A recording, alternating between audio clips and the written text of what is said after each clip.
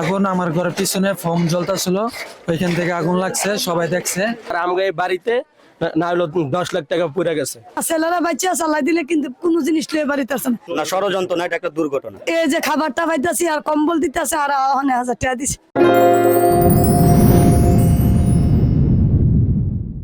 আগুন কিভাবে লাগলো? আমি তো বলতে পারি না, আমি বাসা কাজ করতে গেছিলাম, আইয়া দিয়ে আমার সবকিছু হারানি। আমার ঘরের মধ্যে সপ্তাহ নিয়েছিল খাট পালং, আগের দিন 50 কেজি একটা চাইলে বস্তা আনছি, 5 কেজি তেল আনছি, পেঁয়াজ আলু সবকিছু, কিচ্ছু নেই। ওটা আমার একটা ছেলে ছিল, আর একটা ছেলে অফিসে ছিল। ছেলেরা বাচ্চা চালাই দিলে কিন্তু কোনো জিনিস লয়ে বাড়িতে আসে না। ছেলেটা আবার মার 2 মাস আগে একটা হাড়ের অপারেশন, পিঠের হাড়ের অপারেশন হয়েছে, 3 লক্ষ টাকা করছিল। তাহলে এখন এই অবস্থায় কি সরকারি বা বেসরকারি কোনো জায়গা থেকে কোনো সাহায্য সহযোগিতা পেয়েছেন? এই যে খাবারটা পাইতাছি আর কম্বল দিতেছে আর 1000 টাকা দিছে, 1000 টাকা পাইছি।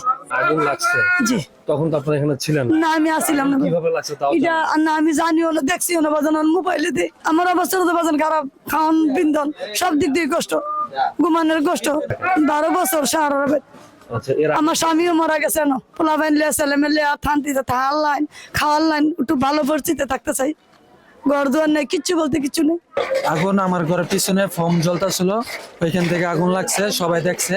এরপরে আমার ঘরে আগুন আমার ঘর টং ছিল আর কি, পরে ঘরে লাগিয়া 10-15 মিনিট পরে সিলিন্ডার ছিল, এই 10-15 মিনিট পরে সিলিন্ডার বাস্ট হইয়া পরে চারিদিকে আগুন ছড়ায়। আমি ছিলাম না এখানে, বাসার যারা ছিল তারা অনেক নিবানোর চেষ্টা করছে, কিন্তু সিলিন্ডারটা বাস্টে আরো ছড়ায় গেছে, তারা ভয়ে আরো দৌড় মারছে, তো আসলে নিয়ন্ত্রণ করতে পারে নাই। এখানে মনে করেন 40-50 জনের মতো রুম, অনেক, হ্যাঁ 40-50টার মতো বাড়ি ছিল।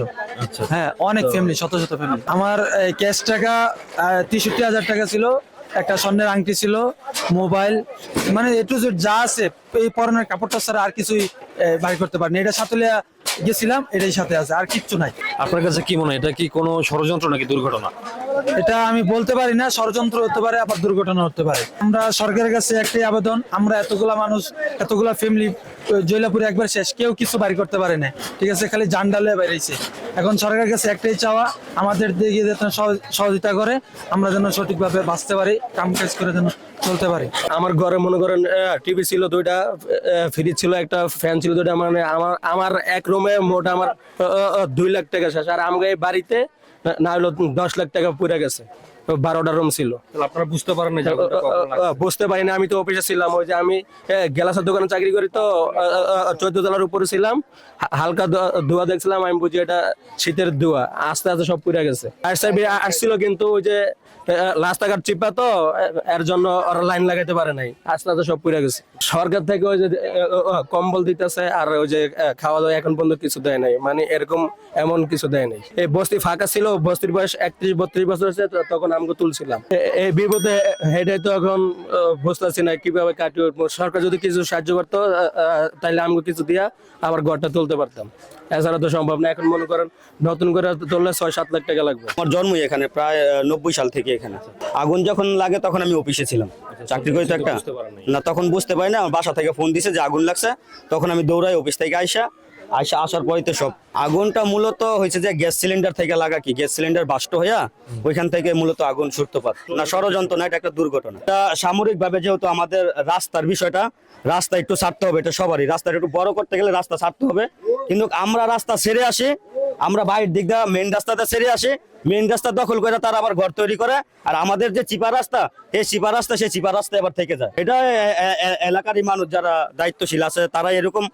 আমি সকল দায়িত্বশীলদেরকে বলবো যে আমরা যত রাস্তা ছাড়বো, সেটা যেন পরিপূর্ণভাবে রাস্তাটা থাকে, যাতে কেউ দখল না করতে পারে। আগে যেরকম ছিল, আমার মনে হয় আলহামদুলিল্লাহ আমরা অনেক ভালো ছিলাম। এখন মনে করেন যে চতুর্দিকে আমার ঘর ভেঙে বলতেছে যে আরেকজন ঘর তৈরি করে ফেলাইছে, আমার ঘরের উপর দিয়ে ঘর নিয়ে আসতেছে, বলতেছে যে আপনার ঘর ভাঙেন। আমার ঘর কেন ভাঙবো? আমার তো ঘরের সীমানা আছে, আমার সীমানা রেখে আমি কিভাবে আমার ঘর ভাঙবো? ওনারা বলতেছে যে আপনারা ওই দিক থেকে ভাঙা আনেন, আমরা রাস্তা করে দিব। কিন্তু আমাদের যে মেইন রাস্তা থেকে তো আমরা এর আগে এক হাত করে রাস্তা ছাইড়া দিয়ে আসছি।